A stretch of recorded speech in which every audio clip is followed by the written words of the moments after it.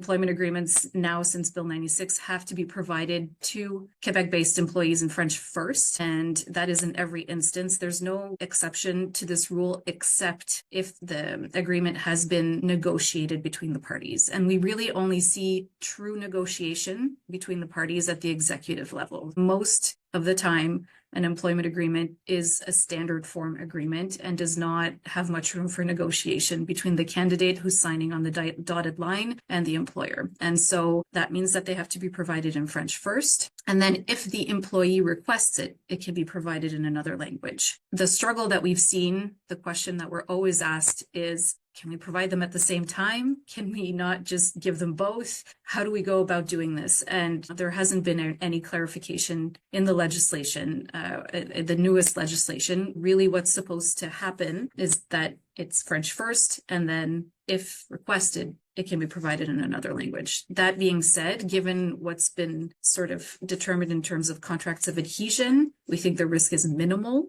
to provide them at the same time, but it's still not 100% compliant with the legislation. So that's one of the struggles that we've been, the questions that we continue to be asked. And I'd say that this is one of the ones that employers are complying with the most. Another struggle is that communications to employees, written communications to employees, have to be in French unless the employee has requested to have them in English. Now, this is more easy to deal with than the employment agreement requirement. And that's because for the most part, it's easy for the employer to say, what's your preference? And if your preference is in English, then we have it in your employer file or your employee file. And then from there on in, we know that we can communicate with you in English only. Or if you prefer, then we have to communicate with you in French. The struggle in this department is not necessarily with the very formal written communications. It's more around the informal communications, manager to employee. What does that look like? If they've communicated with me in English in the first instance, do I have to reply in French? So we're getting a lot of questions like that from employers. And generally speaking, it's a very organic sort of discussion. If somebody is writing to you in English from Quebec, you can respond to them in English. You can imply that they're okay with you communicating with